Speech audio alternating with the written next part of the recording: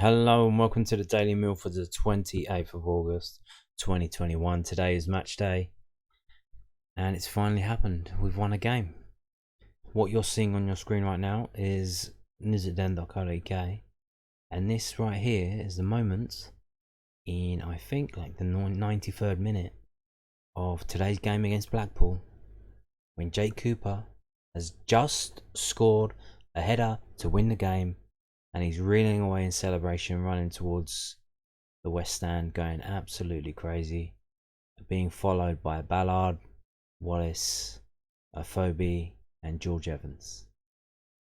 And we absolutely dominated Blackpool,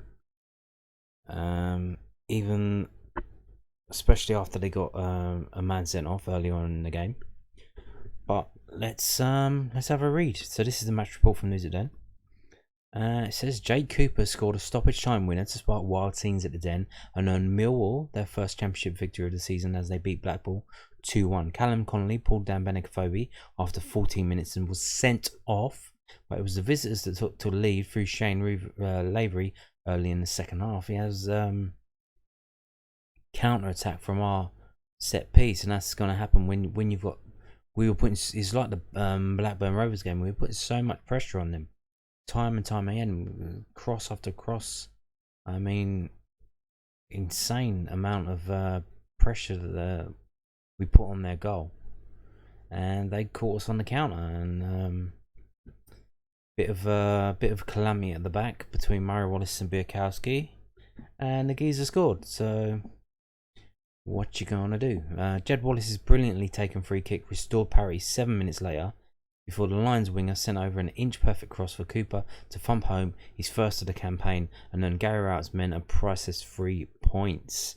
Mill struggled in early exchanges, with Cooper almost gifting the visitors an opener as his tame back pass allowed Lavery to nip him, but the Blackpool man could only lift his effort over Bartosz Biakowski and wide of the far post. Blackpool continued to dominate, but the game turned on its head in the 14th minute when the away side were reduced to 10 men. Matt Smith's knock-on put Afobe in the clear, and he looked to gallop through on goal, only to be hauled to the ground by Connolly, who was shown a straight red card by Gavin Ward. Scott Malone's curling effort tested Chris Maxwell from the resulting free kick, but the hosts were struggling to break down a stubborn Seasiders' back line despite their numerical advantage. Smith then had a great chance to make it 2 goals in as many games, but his weak effort allowed Maxwell to easily gather. Millwall were now dominant, but the visitors were holding firm, although Afobe did go close to scoring for the third championship game on the bounce with an acrobatic effort from Jed Wallace's cross.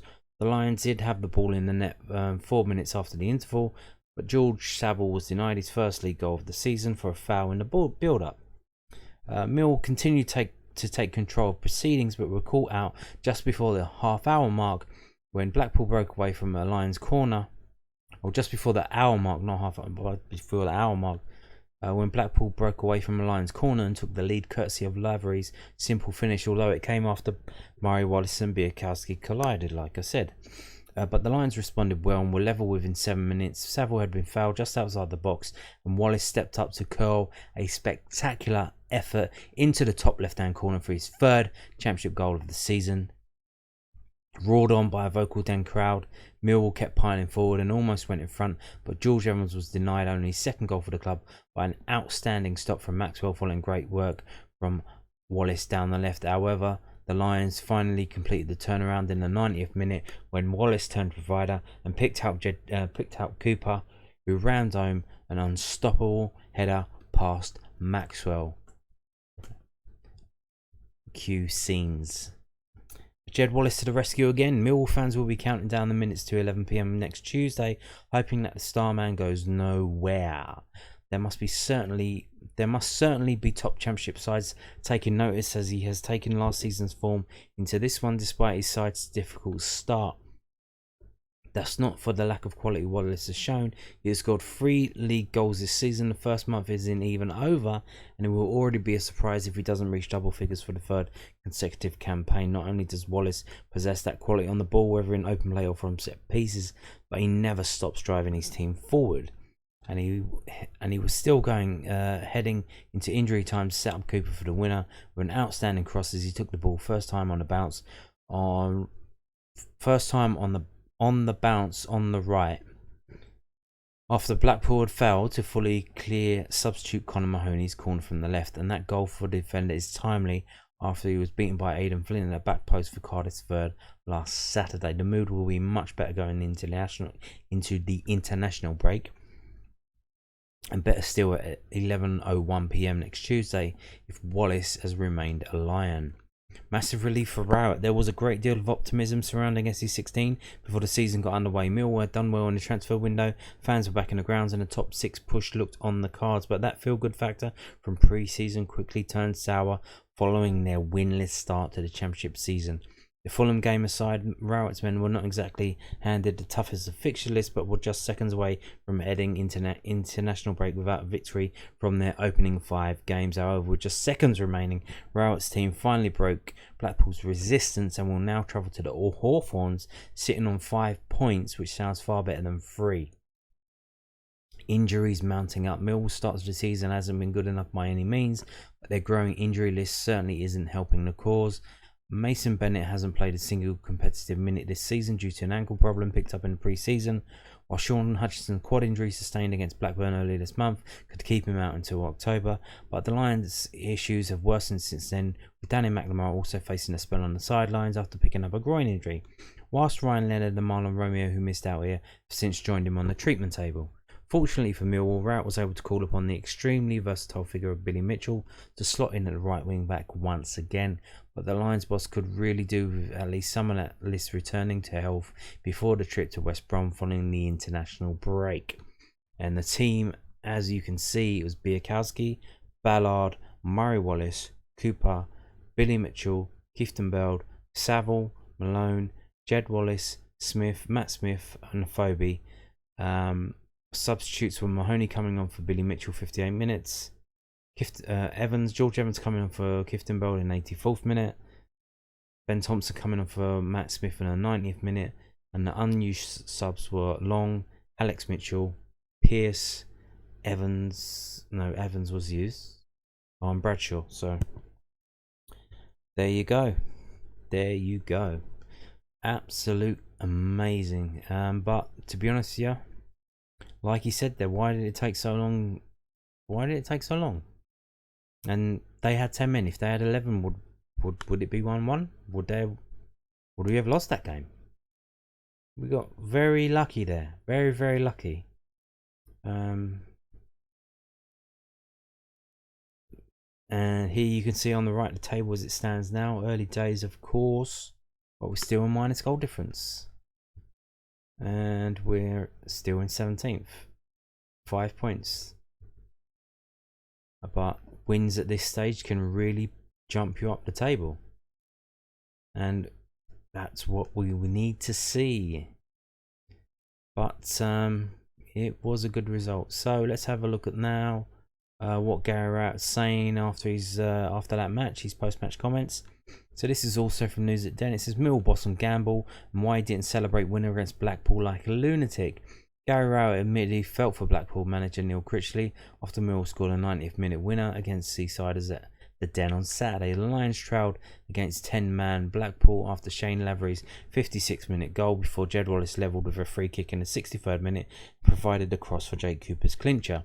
Rowett started with a 5-2-3 formation with Wallace, Matt Smith and Bennett Kofobi up front. And though Blackpool lost Callum Connolly to a 14th minute red card for a professional foul on a phobie, the Lions struggled to break down the visitors. The tension then shot up when Lavery scored, and then heading into injury time, it looked like it was going to be a 5th league game without a win this season until Cooper's first goal of the campaign. It wasn't an easy game today. I felt it might have been a game that would have been better if the players had an option to play forward a bit quicker. So that's why we started Smudge, Rowett explained. We took a bit of a gamble starting Smudge, Benick and Jed as a front three, because I felt we might have left us a little bit open off the ball at times, but I wanted to stick with a 5 in defence, just because it's something we've played so often. I don't think we stepped in enough in wide centre-back positions today. Sometimes you have to step up and try and overload. That's why I changed Coops and Murray Wallace first half. I felt Muzzle would do it with a bit more front foot play being a fullback. They actually dealt with Smudge really well today. Balls up to him, crosses in the box. They did that really, really well. Ultimately, it looked like it wasn't going to work, but we stuck with it and got our rewards in the end. Rowetts' squad now get a short break heading into first set of international fixtures. He was asked if it comes at the right time. I'll be really honest, as a manager, after just winning the first game in 5, I don't want a game for 2 weeks, he joked. I think it will do us good, a little bit of time away from the training ground, before getting back to work and working incredibly hard to try and improve our performances. If you look at all the games in their entirety, it was probably only the Cardiff game where we were really disappointed with some of the moments that turned the game. Today for me it was whether we could go on and win the game with enough quality after going 1-0 down. The first 2 league games of the season were very, very positive. I thought the top 2 cup games were very positive. Fulham beat Stoke today, who are a really good side, so I think it's clear that Fulham are a step above a lot of teams. So I think it's a few moments in one game that's clouded how we all feel, which is going into today's game feeling a bit nervous and a bit edgy. When the second goal went in, if I'm being really honest, I'll normally celebrate like a lunatic. But I actually felt for Neil because I thought his team worked incredibly hard. It was a real blow for him at the end of the game because I thought they had worked hard and deserved something out of it for the desire they showed in their work rate. But the win was important for us, and for that I'm grateful. So, a couple of points I want to make clear there. So, if the only problem he has with the Cardiff game, I would actually point to the Blackburn Rovers game as well. Because you can't... How can you let Blackburn Rovers only have 2 shots on goal and one of them goes in and they score? You not got a problem with that as well? And a couple of people were saying that when they went down to 10 men early doors, it took him a long time to change the game, because they basically only had one up front because they had 10 men on the pitch. So why are we still playing with 5 defenders? Is that really necessary? I thought a couple of people were thinking like make changes, and when he did make the change, when he brought Mahoney on for Billy Mitchell, then stuff started to happen. And it's interesting to see that when Mahoney came on, he was taking all the corners. So very interesting to see, because he has got a sweet foot and can deliver a spot kick very, very well. Very, very well. So there you go. So let's have a look at more from Gary Rowett. So this is from londonnewsonline.co.uk. This is Mill boss Gary Rowett. I'm just going to sign players called Wallace before the transfer window closes. Gary Rowett hailed Jed Wallace as a game changer after Mill's 2-1 win over Blackpool today. The winger scored his 3rd goal of the campaign with a 25-yard free kick, and also provided the right wing cross for Jake Cooper to score a late winner. Namesake Murray Wallace netted twice in Tuesday's 3-1 victory over Cambridge United in the EFL Cup, and Lions boss Rowett said, "I spoke to Jed and Muzzer afterwards and said after the last 2 games, I'm just going to go and try and sign anyone called Wallace in the last 3 days. Anybody, it doesn't matter." Jed today was a game changer. Simple. You look for big players to come in, to come up with moments, and he's done it so often. It's a wonderful free kick. Under pressure, a great way to equalise. I assume that's a quote for Gary Rowett, but that was not in quotation marks. So it was whether we can make the next one count. Evo makes the keeper make a great save. At that point, you don't think we're going to win. Evo. Is that... He means Evans. Is that Evo? Evo. It's Jed again. A set piece gets cleared. Jed just spins and whips a great ball into the box. We've got 2 or 3 lining up, and it's Coops who's got a Z on it. I'm pleased for him because we've been on him to get more things in the box. To get on more things in the box. He's certainly come up with the goods today. Blackpool were reduced to 10 men, as we know. Rowett said, "I did say to the players afterwards, can I not have any more games like that? Because I thought I was going to have a heart attack at one point. We don't make it easy, do we? I think the game was synonymous with the fact that we haven't started too well. There was a little bit of nervousness around the place. It felt like today was an almost must-win game." Because it was. It really, really was. When Blackpool went down to 10 men, it means they can get behind the ball and look to counter-attack. And they're actually really good at doing it. They've got a lot of pace in that side. They look like they could get something on the counter. The goal comes from that. We moved the ball a bit too slowly and didn't get into areas we wanted to often enough. We've had lots of territory, set pieces and plenty of shots. We didn't make enough of those moments tell with the right quality. We should make a tactical foul for the Blackpool goal. It was poor play from us. The lads run past 3 or 4 of our players without any of them bringing him down.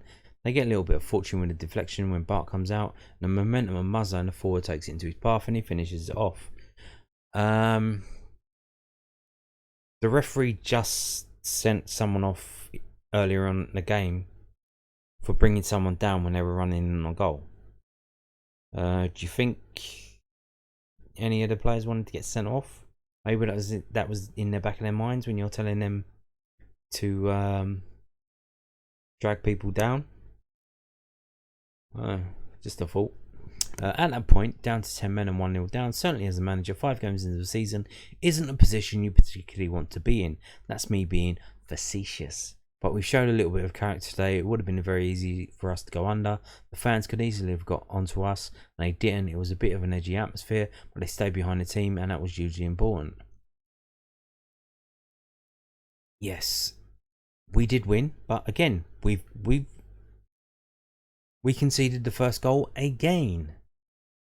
Despite us playing 5 at the back to be more defensive, and we keep conceding the first goal over and over and over and over again. But luckily, he didn't have to waste a substitute bringing Matt Smith onto the pitch because Matt Smith was already on the pitch.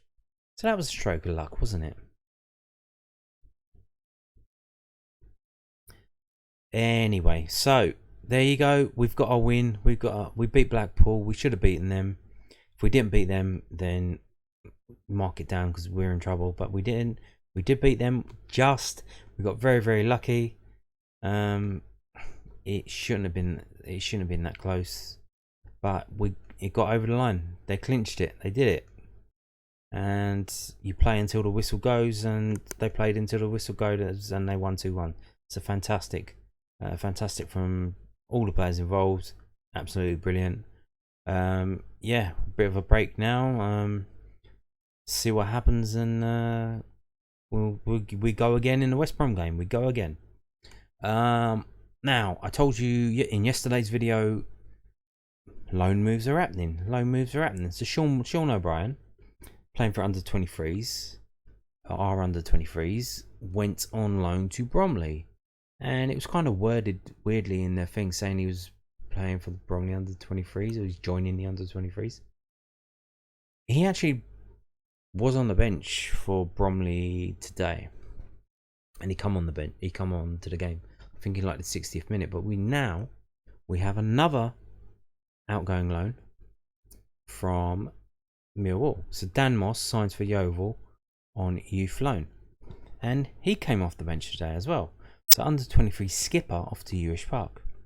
So Millwall under 23's captain Dan Moss has joined Yeovil on a youth loan until November 2021. The 20-year-old, who can play at right back, centre back and central midfield, will link up with the Glovers ahead of Saturday's Vanarama National League fixture against Kings Lynn Town at Yewish Park. Under the terms of the youth loan, Moss will be available to play for Mill's under 23s during his loan spell. Yeah, he come off the bench. They lost 2-1, and like the name Yeovil, I mean, they won non-league. They came into the league. They did some stuff, and they're now back out of the league. But it's kind of shocking how far they've fallen off. I think they're in really bad financial trouble. They had to sell their ground in December last year, and yeah, they lost at home to Kings Lynn Town, who I don't believe are very good anyway. And now they're taking our under 23 player on loan just to have, I think, just a half decent player on the bench that they can bring on. It's kind of sad how far they've fallen off. Yeah, but hope good for Dan Moss. He can get some time in, and hopefully get some decent results for Yeovil and help them out and improve his game as well. So we have Dan Moss out on loan, it's Sean O'Brien out on loan. We have Tyler Burry out on loan, who scored again today. He scored another goal again today. And Hayden Muller out on loan. I haven't checked what he did today because that's in a different league, and I have to scroll down even farther on my little score app. So, moving on now to this from londonnewsonline.co.uk, and as they mentioned on Tuesday, so in 3 days' time, Tuesday 11 PM, the transfer window will be shut. If you want to do any deals, you need to do them before 11 PM on Tuesday. So, as you can see, Portsmouth linked with loan move for Millwall defender Mahlon Romeo. Mahlon Romeo has reportedly emerged as a transfer target for Portsmouth. The 25-year-old has made 221 appearances and scored 2 goals for the Lions during a 6-year stay at the Den, but is absent from today's squad for their home championship match against Blackpool. The Portsmouth News are reporting that Danny Cowley is keen to explore a loan opportunity for the right back before the window closes on Tuesday evening. They add that Romeo has been earmarked as a potential replacement for Callum Johnson at the back, following his loan departure for Fleetwood Town yesterday. Cowley is reportedly looking for a right-sided centre-back, but that is proving tougher than anticipated, and now could opt for Romeo, who filled in at centre-back for Gary outside a couple of times last season. Romeo has made 12 appearances for Antigua and Barbuda. Okay. So. There is a lot of talk and a lot of rumours going around about Mr. Mahlon Romeo and what is happening behind the scenes at Millwall. Now, I don't know, and what we do know is that apparently there was a meeting at the club this week where fans, representatives, and management of Millwall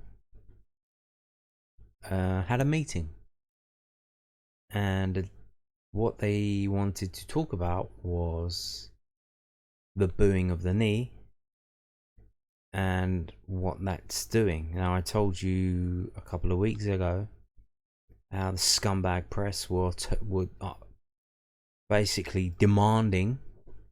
They shoved the microphone in Gary Rowetts' face and demanded him to denounce Maoist style. Denounce the fans. Denounce the booing. Denounce. And when he wouldn't do that, the scumbag press tried to cover Gary out in excrement.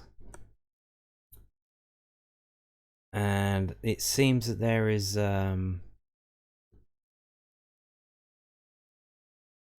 people at Millwall FC who are not as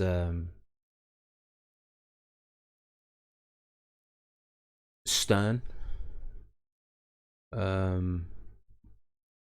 and they're not as battle hardened and headstrong as a lot of the fans are, and they are getting a bit skittish about the reaction of the scumbag press and others to the loud booing that Millwall fans are doing to the opposition taking the knee. And they had a meeting and they basically said that to the fans' representatives. And you may have seen on some message boards and Facebook groups that these representatives then come out and basically said, well, they went back to the fans and said, passed on the message, said, we know you have a right to boo, but can you please not? Because yeah, we're not brave enough to stand up for ourselves, so we don't like people saying bad things about us. So can you please stop booing? And they said there was unintended consequences behind the scenes, and I'm seeing it's internet rumors. It is what it is. Maybe it's full of shit, but so apparently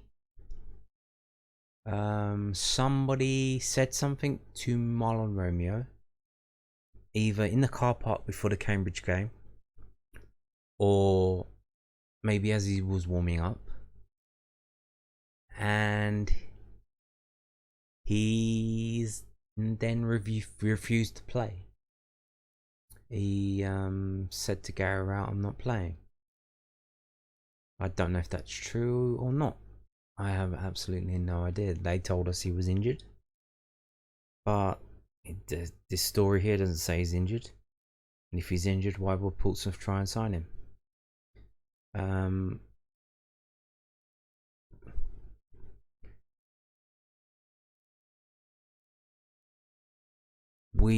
This is all getting very weird. It's things are going on behind the scenes that we don't really know about, and we probably won't for a while yet.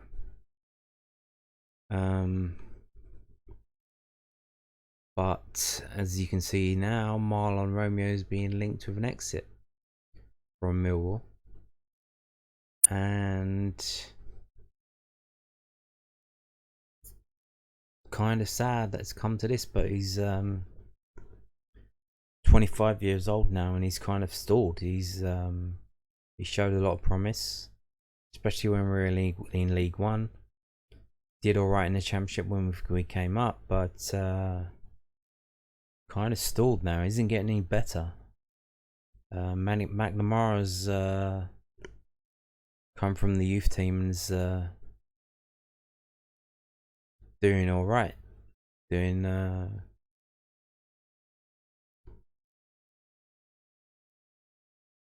things that Mahlon Romeo could be doing but isn't. And like I said, I don't know if you've seen any of my Stat Sundays video, but it seems the scouting reports from opposition say go down Millwall's left hand side because that's where they're weak. So who plays down on our right side? Mahlon Romeo. And we see it today with Billy Mitchell, and the game before, the Cambridge game. Alright, he was in today's game, maybe his defensive head wasn't on for their goal. He was just kind of standing there. I don't know why he was standing back. He could have run to the goal line. It was the Blackpool guy was on his own. You don't need to play him offside. Just fucking run in there, mate. So he hasn't got that defensive ability yet, Billy Mitchell. But he's just filling in for that right wing back role. Going forward, that's what you want from a wing back. Getting to the byline, getting corners, getting crosses in. That's what we've been crying out for, and what Mahlon Romeo hasn't been doing. So whatever is happening behind the scenes, I have no idea what's happening. But maybe it's best if Mahlon Romeo does move on, just for a footballing thing, because he's stagnated. He's not getting any better, and other players are coming up behind him who are 4 years younger than him, and they're just as good as him. And who knows if they get the chance to play by him moving out in 4 years' time, who knows how good that'd be. But yeah, maybe it's time that we part ways and both crack on. So there you go. And also, as well, if he does go out on loan, what did Gary Rowett say? We want to sign another player, but we need to let people go before we can bring them in. We've just seen Sean O'Brien go out on loan, Dan Moss go out on loan. He reckons Isaac Alofi might go out on loan, and Alex Mitchell as well. So if all of that comes to fruition, that should be freeing up a fair amount of wages in the salary cap bullshit that we can bring someone else in. Who knows? Who knows? So anyway, that's it for today's Millwall video. Thank you for watching. Goodbye.